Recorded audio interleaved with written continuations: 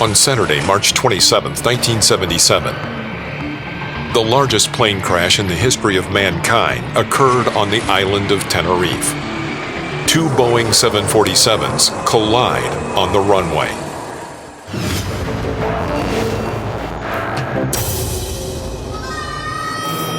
The west coast of the USA, Los Angeles.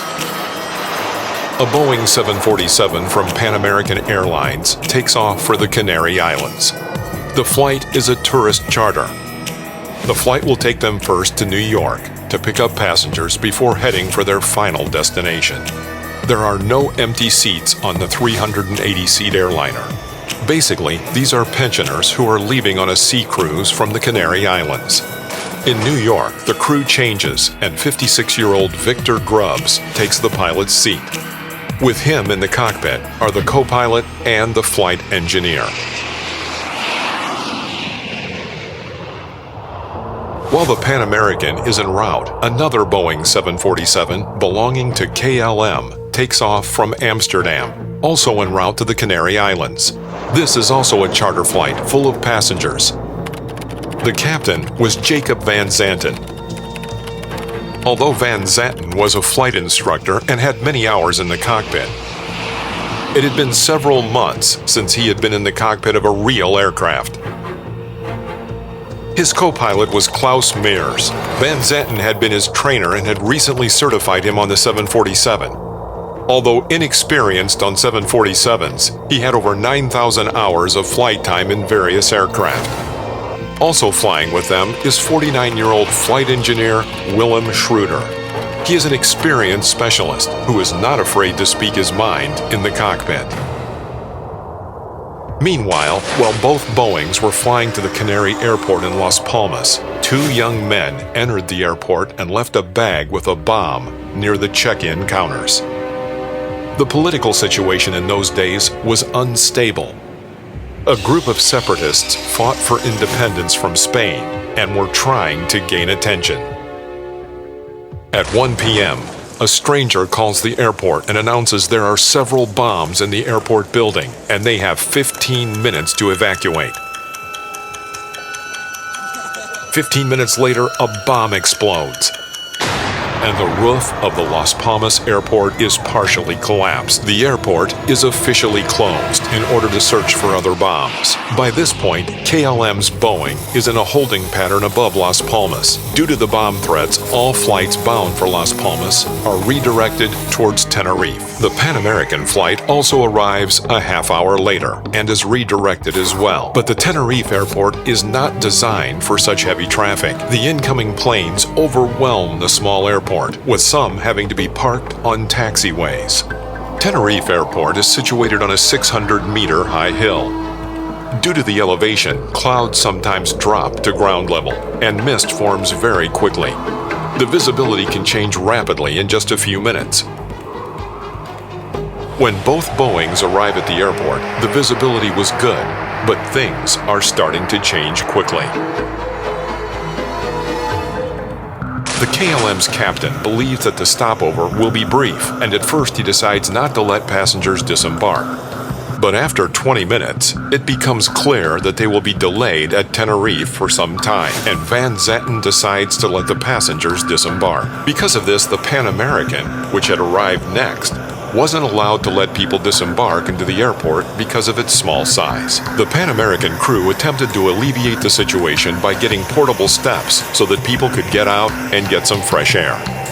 At the same time, the atmosphere in the KLM cabin is tense. The pilots discuss recent changes to the rules of Holland's Airlines regarding the number of flight hours. In the past, these were poorly followed, but new regulations threaten severe punishment for exceeding the maximum working hours. Aware of their limited flying hours, the KLM pilots realized that further delay in Tenerife would force them to lay over at the Canary Airport, extending their trip with an unwanted hotel stay. Worried about his wife hearing the news of the Las Palmas bomb, and fearing it would unduly worry her, Van Zanten expresses concern. Seeking to minimize further delay, the pilots devise a plan. Anticipating their return to Amsterdam, Van Zanten instructs the airport services to fully refuel the aircraft, eliminating the need for a refueling stop in the Canary Islands. This seemed like a prudent decision, though refueling a Boeing 747 is a lengthy and cumbersome process. Once begun, difficult to simply interrupt. Minutes into the refueling, a glimmer of hope arrives. The control tower informs Van Zanten that Las Palmas Airport has reopened, allowing them to finally depart. Yet, even as the weather holds, ominous clouds descend from the hills, dramatically lowering the visibility. Meanwhile, word of the reopening reaches the Pan American captain, who eagerly requests engine start. Unfortunately, they are informed that the KLM's ongoing refueling blocks their path. Frustration mounts in the Pan Am cockpit.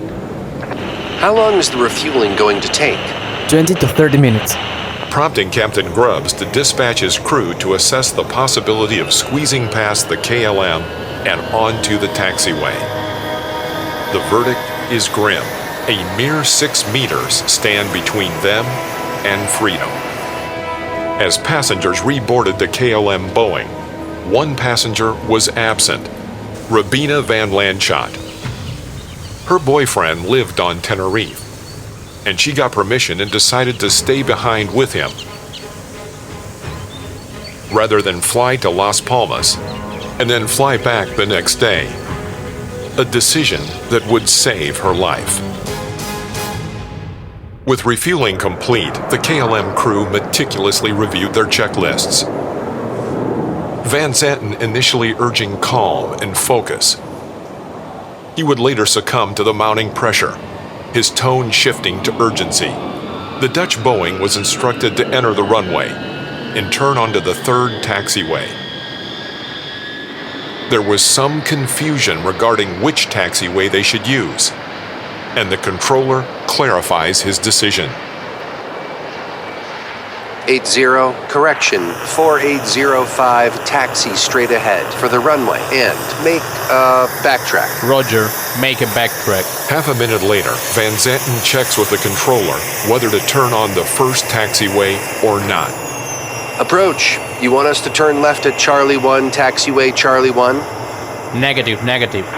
Taxi straight ahead, at the end of the runway and make backtrack. Okay, sir. There is now heavy fog and clouds on the runway, with the visibility varying between 100 and 500 meters. At the same time, while the KLM Boeing is taxiing down the runway, the Pan American gets permission to start the engines. Commander Grubbs shares his doubts. He would prefer not to taxi onto the runway until the KLM plane takes off, but these doubts remain in the cabin. Grubbs gets permission to enter the runway and to leave the runway at the third taxiway. This was the route that was originally given to KLM. Leaving the runway via taxiway 3 is inconvenient, but it is the nearest exit in which the Pan American plane can clear the runway, since the airport is busy with other planes. In addition to this, the controller does not have ground radar, and he does not know where the KLM and Pan American planes really are.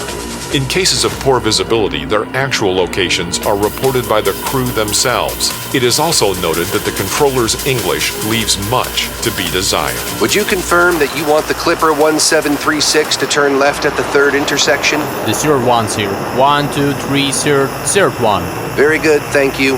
Van Zanten hears this conversation and thinks that the Pan American plane is already near the exit and is now ready to turn off the runway. In fact, the Pan American accidentally passes the third exit due to poor visibility. 7136, report, leaving the runway. Clipper 1736. The control tower makes a mistake about the Pan American's call sign, but the pilots understand him as a confirmation that they have left the runway. However, this is not true. The Dutch plane turns around to at the end of the runway and is ready for takeoff, literally right in front of the Pan American liner. Commander Van Zanten takes the throttle lever and moves it a little forward, then releases the brakes. Wait a minute, we don't have an ATC clearance. No, I know that. Go ahead, ask. The KLM 4805 is now ready for takeoff, and we are waiting for our ATC clearance. KLM 8075, you are clear to the Papa Beacon. Climb to and maintain flight level 90. Right turn after takeoff. Proceed with heading 040 until intercepting the 325 radial from Las Palmas VOR. Roger. Sir, we're cleared to the Papa Beacon flight level 90. Right turn out 040 until intercepting the 325, and we're now at takeoff. While the KLM's first officer is repeating the controller's instructions, Van Zanten starts accelerating. He interprets the tower's instructions regarding standard instrument departure as a clearance to take off, despite the fact that he must have specific permission to take off. Immediately after the first officer repeats the dispatcher's instructions, the Pan American crew broadcast and warn that they are still on the runway. Their words are caught in radio interference with the control tower's response to the KLM plane. Van Zanten, instead of hearing "okay, waiting to take off, I will call you," hears only "okay" and releases the brakes. Papa Alpha 1736, report runway clear. Okay, we'll report when we're clear. Thank you. By this point, the KLM aircraft has already accelerated for 20 seconds down the runway toward the Pan American flight, and the KLM flight engineer says, Is he not clear then? What do you say? Is he not clear that Pan American? Oh yeah. there is now nothing that can be done to prevent the biggest air disaster in the history of mankind. Pan American's Captain Grubbs is peering through the fog, and he sees Van Zanten's lights. There he is. God damn, that son of a bitch is coming. Get off, get off, get off. Grubbs puts his engines into takeoff mode and sharply turns the plane to the left. But at 340 tons, the aircraft is a huge plane, not able to accelerate quickly. They barely have enough time to accelerate to 40 kilometers per hour. Van Zanten is already at takeoff speed when he realizes that the Pan American aircraft is still on the runway. He pulls the yoke back as hard as he can. The tail strikes the runway, raising sparks. The aircraft leaves the ground, but still impacts the Pan American plane. After 150 meters, the KLM plane falls back to Earth, bursting into flames. There were no witnesses to the tragedy. The control tower is not aware of the crash. One of the other planes waiting on the taxiway says that he sees flames on the runway. The controllers immediately dispatch firefighters to the scene. They find the flaming KLM in the fog and start to extinguish it, but soon realize that there is a secondary fire nearby. At first, they assume that it is another part of the KLM plane, but it quickly becomes clear that a second plane was involved in the disaster. When the firefighters realize that the KLM jet is totally destroyed, they switch all their efforts to save as many people as possible from the Pan American flight. Unfortunately, all 248 people on the KLM aircraft perished.